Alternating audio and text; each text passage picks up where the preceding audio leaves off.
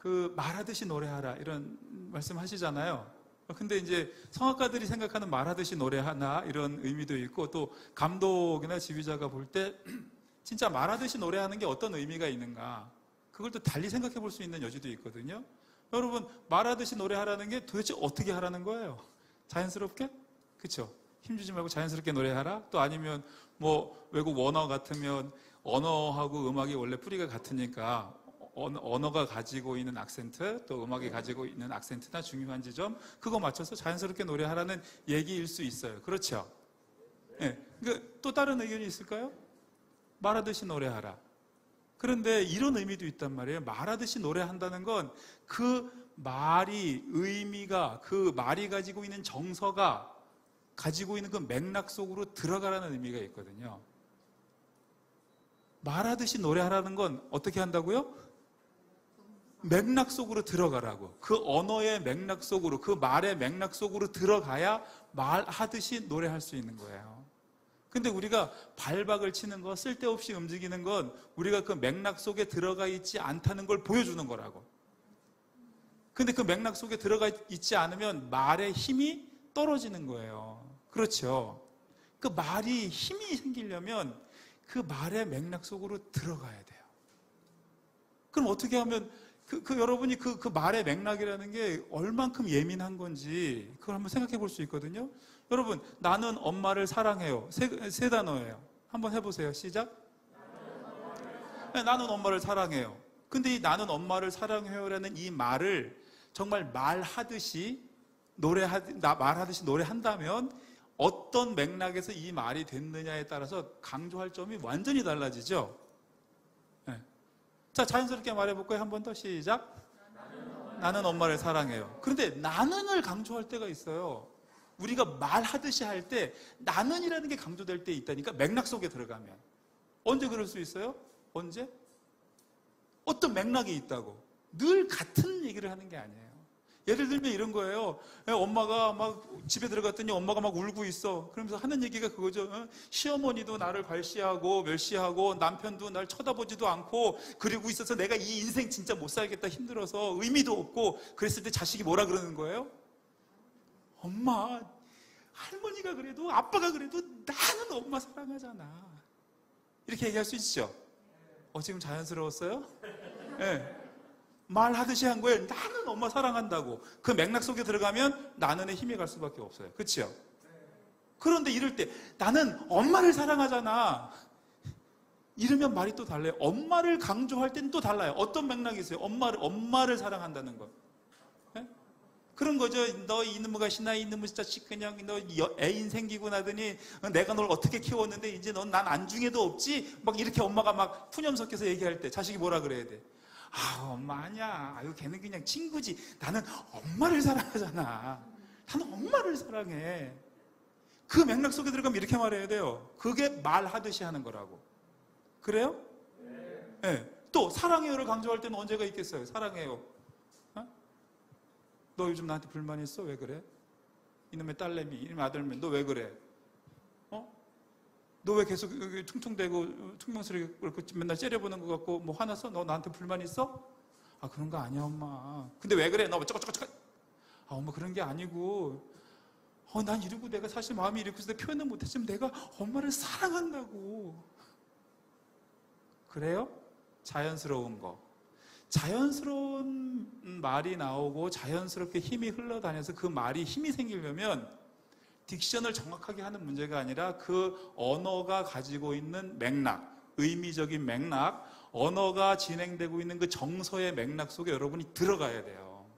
그렇죠? 근데 우리가 생각하지 못하는 게 뭐냐 하면 우리가 우리의 몸짓이 언어라는 생각을 못한단 말이에요. 우리 몸짓도 언어란 말이에요. 그러니까 우리가 그 언어가 가지고 있는 맥락 속으로, 그 정서적, 의미적 맥락 속으로 들어가면 내 말에서도 억양이 달라지고 내 몸짓도 달라지는 거예요. 왜냐하면 내 몸이 말을 하고 있으니까. 아까도 여기 오는데 이렇게 신호대기에 서 있었어요. 근데 어떤 한 분이 이게 걷는데 이렇게 약간 다리를 좀 불편하게 걸으신, 횡단보도를 건너가시는 분이 있어요. 그거 보면서 저분 몸이 아프다고 말하네. 이런 생각이 드는 거예요. 저분, 이 걷는 모습이 아프다고 그 몸이 말하고 있다고. 그래요? 우리의 몸이 말하고 있다고요. 그러니까 여러분이 여기 앉아서 노래하시지만 여러분 몸이 이미 찬양하는 그 말을 그대로 하고 있는 몸이어야 된다고. 빨리 공감해 주세요. 너무 공감이 안 되네. 새로운 곳에 오셔서 그래요? 그런 거예요. 그러니까 우리의 몸이 말하고 우리의 말이 더 잘 전달되고 의미 있게 되려면 우리가 맥락 속에 들어가야 된다. 맥락 속에. 근데 들어가고 싶은데 못 들어가. 맥락 속에 들어가고 싶어요. 그쵸? 리액션 좀 해줄래요? 혼자 하기 힘들다니까. 네. 그리고 제가 강의를 죽 쓰는 건 다 여러분 때문이라고 내가 얘기했잖아요. 그쵸? 같이 만들어가는 거예요, 같이. 근데 그 맥락 속으로 들어가고 싶은데 못 들어간단 말이에요, 잘. 다 들어가고 싶죠? 근데 잘 못 들어가요. 저도 잘 못 들어가요. 그래서 제가 그거를 제가 시몬 베드로라는 작품을 썼는데 처음에 저한테 굉장히 충격적인 일이 하나 있었어요. 뭐냐면 제가 베드로가 예수님을 다시 만났을 때 그저 막 부인하고 막 예수님을 막 부인하고 그랬다가 예수님을 다시 만났을 때 이제 자기의 죄를 고백하면서 그런 얘기 하거든요. 뭐 죄인이로다. 주여 나의 죄 용서하소서. 용서해달라고 베드로가 그렇게 말을 한 걸로 가사를 쓰고 곡을 썼거든요. 근데 베드로 역을 하신 몇 분 선생님이 계셨는데 그때 어느 한 선생님이 딱 그러시는 거예요. 감독님, 나는 도저히 용서해달라고 못하겠어요. 그런 말을 하시는 배우가 있더라고요. 몇 분 배우가 지나가셨는데 다른 분들은 그냥 했거든요. 근데 어떤 한 배우가 자기가 이 캐릭터를 연구하고 베드로의 심정에 대해서 이거를 해보는데 도저히 용서해달라고 못하겠대. 주여 나를 용서하지 말아주세요. 용서치 마세요. 이런 말밖에 못하겠대요, 자기는 성격적으로. 근데 그 말을 딱 듣는 순간 제가 충격을 받았어요. 제가 너무 피상적으로 베드로를 읽은 거예요. 근데 그분 말을 듣고 나니까 진짜 그렇죠. 그렇게 3년 동안 따라다니며 나를 그렇게 잘해주신 예수님을 내가 그렇게 부인하고 났는데 금방 나타나셨다고 주여 나 용서해 주세요. 이 말이 안 나올 것 같은 그 중심이 있었을 것 같은 생각이 들더라고요. 그런 경험들이 생기면서 왜 내가 그 깊은 그 베드로의 그 정서, 그 말을 하는 그 맥락 속으로 내가 왜 못 들어갔을까? 왜 우리가 찬양하면서 왜 거기로 못 들어갔을까? 그 맥락 속으로 못 들어갔을까? 제 영혼이, 제 마음이 덜 잠잠해서 그랬더라고요. 이 잠잠한 마음이 되는 게 굉장히 중요한 의미가 있어요. 늘 시간이 쫓겨가서 이 말을 오늘 다 못 다 할 것 같아. 보세요. 일단 잠잠하다는 건 어떤 정서라는 거, 정서적인 맥락, 의미의 맥락은요. 그 맥락 안으로 들어갈 때 꼭 필요한 게 있는데 아주 미세한 움직임까지 파악할 수 있어야 그 맥락 안으로 들어가는 거예요. 근데 지금도 보세요. 자, 여러분이 저를 보고 계실 때 제가 막 강의하면서도 움직인단 말이에요. 그렇죠? 이렇게 막 많이 움직여. 그리고 이렇게 많이 움직이면 이런 움직임이 많지만 이런 움직임이 여러분한테 크게 의미가 되지 않아요. 근데 제가 이렇게 멈춰. 이게 멈춰요. 보여요? 움직인 거 보여요? 보여요? 이때는 움직이는 게 보이죠. 요만큼 움직이고 손이 바들바들 떨리는 것도 보여요. 근데 많이 움직이고 있으면 그걸 못 봐요. 의미가 없어요. 그래서 이렇게 몸의 움직임을 파악하는 것처럼 우리의 마음이 잠잠한 상태가 돼야 그 언어가 가지고 있는 맥락, 그 언어가 가지고 있는 정서적 맥락, 의미적 맥락 안으로 들어갈 수 있다고. 근데 우리 마음이 잠잠하지 않기 때문에 그 맥락 안으로 못 들어가는 거예요. 여러분 화났을 때 생각해 보세요. 화났을 때는 우리의 마음이 가장 요동칠 때거든요. 화났을 때 여러분이 그 어떤 맥락, 어떤 그 정서적 의미, 말의 의미, 그 맥락 안으로 잘 들어가요? 못 들어가요. 잘 못 들어가요. 놓치는 게 많다고. 그래서 잠잠해지는 게 되게 중요한데 이 잠잠해지는 게요. 여러분 스가랴서 3장 17절에 그런 말씀, 하나님께서 우리를 잠잠히 사랑하시고, 뭐 노래도 있죠. 잠잠히 사랑하시고 뭐 하는 그런 노래 있거든요. 잠잠히 사랑하신대. 잠잠히 사랑하는 게 뭐예요, 도대체? 아세요? 잠잠히 사랑하는 거? 전 옛날에 그냥 노래니까 그냥 따라하고, 근데 무슨 말인지 잘 모르겠어요. 잠잠히 사랑하시고. 근데 이 잠잠히 사랑하는 게 그 뜻이 아니더라고요. 제가 이 뜻을 알고 나서 진짜 이거는 그 성경을 번역하신 분들도 그 의미를 몰랐으니까 그렇게 번역하셨을 거라는 생각이 들어요. 제가 그 젊은 시절에 병원에 입원했던 시절이 있거든요. 한참 한두 주 입원을 했었어야 돼요, 아파서. 근데 이 조그만 병실에 몇 명이 같이 있는 병실이었는데 아이 하나가 같이 있었어요. 근데 이 아이 하나가 얼마나 고통스러워하는지 밤에 계속 우는 거야. 찡얼거리고 울고. 그러니까 같은 병실에 모든 사람들이 다 너무 힘들어. 그 아이가 막 찡얼거리고 계속 울고 그러니까. 저도 처음에 그랬어요. 막 아우 자식, 야 우리도 좀 자자 막 이런 생각이 들었는데 나중에 무슨 생각이 드냐면 제가 잠잠해지려면 저 아픈 저 고통이 사라지는 방법밖에 없구나. 제에게 고통이 있는 한 쟤는 절대로 그 마음이 잠잠할 수 없구나. 이런 생각을 했거든요. 그래서 의사 선생님들이 정말 누군가의 마음을 잠잠하게 해주는 사람들이구나. 근데 그 스바냐 3장 17절 그런 말씀이에요. 원래 아직 지금 원문, 성경 원문은 모르는데 그 영어 성경 찾아보니까 딱 그런 내용이에요. 하나님께서 그의 사랑으로 너를 잠잠케 하실 것이다. 하나님이 그 사랑으로 너를 잠잠케 하실 것이다. 잠잠히 사랑한다는 게 그냥 잠잠히 조용히가 아니라 우리를 잠잠케 만드시겠다는 거예요. 잠잠케 만드신다는 게 뭐예요?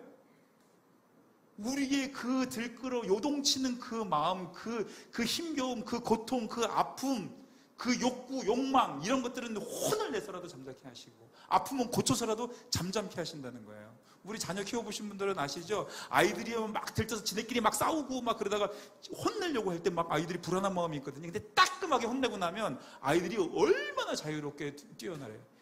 따끔하게 혼내고 나면 아이들이 굉장히 자유로워지고 그 마음이 잠잠한 상태에서 그 희락과 평강과 그 희열을 느끼면서 그렇게 아이들이 살아가잖아요. 그 고아와 과부를 불쌍히 여기라는 것도 그 뜻인 것 같아요. 그 들끓는 마음을 잠잠케 해줄 사람 일이 없는 게 고아와 과부인 것 같아요. 그래서 하나님께서 우리의 마음을 잠잠케 만들어 주시는데 우리의 마음이 잠잠해지면 그때 뭘 알게 돼요? 작은 움직임들을 알게 돼요. 네. 우리의 마음이 잠잠해져야 상대방이 가지고 있는 그 작은 움직임들을 알게 되고 그 정서적 움직임, 의미의 맥락을 알게 되는 거예요. 우리 그렇게 알게 되면 그 맥락 안에 들어가서 대화가 진짜로 되는 거고 우리가 그런 맥락 안에서 말할 수 있게 되죠. 예전에 장례식장은 누가 나의 적이고 누가 나의 친구인지 그거를 그거를 알아차리는 그런 자리였대요. 장례식장이. 제가 만약에 상을 당했어요. 그러면 저하고 가까운 사람은 어떨 것 같아요? 더 제가 느끼는 그 마음의 고통과 더 비슷한 고통을 느끼시는 분일 거예요. 나의 원수는 기쁨을 느끼고 있겠죠. 그런데 어떤 사람이 와서 이렇게 얘기한다면 아유 얼마나 상심이 크세요. 아우 정말 마음 아프시겠어요. 이렇게 말했어요. 틀린 말 했어요? 하나님께서 위로해 주시기를 기도할게요. 틀린 말 했냐고요? 맞는 말 했죠? 근데 맞는 말을 했는데 이런 사람은 나의 원수라고 느껴져요. 왜 그래요? 그 사람이 나의 무엇을 파악하지 못하는 거예요. 내 안에 내가 지금 어떤 정서의 움직임을 갖고 있는지 그걸 이 사람이 느끼지 못하고 그 맥락 속에 들어오지 못한 상태에서 말을 하기 때문에 그건 말을 한 게 아니에요, 사실은.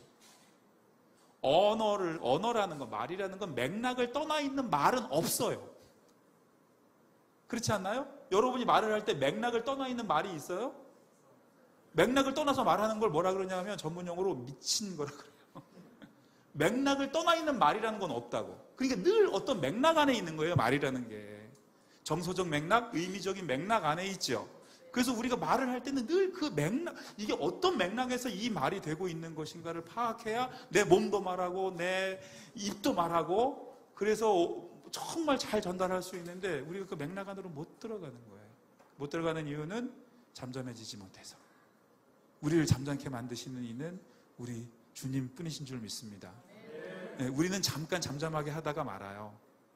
전 이런 생각을 쭉 하고 있었는데, 지난주에 최 선교사님께서 그 혈루병자 말씀하시면서 그런 잠깐 예에 드셨거든요. 예, 제사장 찾아가면, 그쵸? 그 혈루병자의 그 병을 고쳐주지는 않고 막 협박해가지고 돈 뜯어내고, 그쵸? 예, 막 더 마음을 들끓게 하는 거잖아요. 그러니까 누구는 그 사람의 마음을 잠잠케 안 해주고 더 들끓게 만든단 말이죠. 근데 예수님이 병을 고쳐주셨어요. 그럼 혈루병자의 마음은 어떻게 됐을 것 같아요? 잠잠해지는 거죠. 그 잠잠해져야 그때 말씀도 들을 수 있고 알게도 되는 거죠. 그런 말씀들 있지. 너 배고파? 너 추워? 그래, 따뜻하게 해. 배부르게 해. 그것 가지고 그들이 잠잠해지지 않는 거잖아요. 그래서 저는 음악을 해도 우리가 이제 찬양하고 이렇게 사역할 때 우리의 음악이 세상 사람들의 마음을 잠잠케 하는 음악이면 좋겠다라는 기대를 갖고 있죠. 네. 누구는 어떤 음악은 마음을 요동치게 만들어요. 그렇죠? 불안하게 하고 요동하게 하고, 그래서 들뜨게 하고, 그래서 실제로 지나가는 그 아주 본질적인 의미, 본질적인 맥락에 접근하지 못하게 만든단 말이죠. 근데 마음이 차분해지면, 마음이 가라앉고 잠잠해지면 사람이 꼭 파악하고 살아야 할 본질적인 그런 맥락, 의미의 맥락, 정서의 맥락 안으로 들어가게 되는 겁니다. 그래야, 지금 우리 대표님 자제들도, 산이 너 좀 있으면 이제 사춘기 될 거야. 사춘기인가요? 사춘기가 되면 뭐 반항하고 뭐 웃기지 마, 그런 게 어딨어. 사춘기 때 뭐 하는 거예요? 자기 인생을 철저하게 돌아보고, 자기 인생이 어디서부터 와서 어디로 가는지, 내가 어떻게 살아야 하는지, 그것을 결정하는 시기가 사춘기잖아요. 왜 그때 그러냐면, 그들의 마음이 막 살아있기 때문에, 그게 하나님 안에서 조금만 이게 잠잠해지면 그런 생각을 할 수 있거든요. 근데 마음대로 요동치게 만들어 놓으면 실제로 생각해야 할 그 맥락 안에 들어가야 할 그 맥락 안으로 못 들어가고 놓치게 되는 거죠. 그래서 여러 가지 그런 의미가 있어요. 그래서 아무튼 발박자 하나 치는 거 가지고 잔소리를 했는데 그렇죠? 발박자 하나 치는 것도 결국은 작은 건데, 여러분 겉으로 드러난 건 작은 건데, 그게 그런 우리가 아주 기본적인 맥락, 그 맥락 안으로 들어가지 못해서 생긴 문제가 그렇게 작게 나타난다. 그게 들킬 수 있다. 감독이나 지휘자가 그런 눈으로 나를 지켜보고 있다. 근데 감독이나 지휘자는 이렇게 얘기할 수 있죠. 근데 저기 회중들은 뭐라 그래요?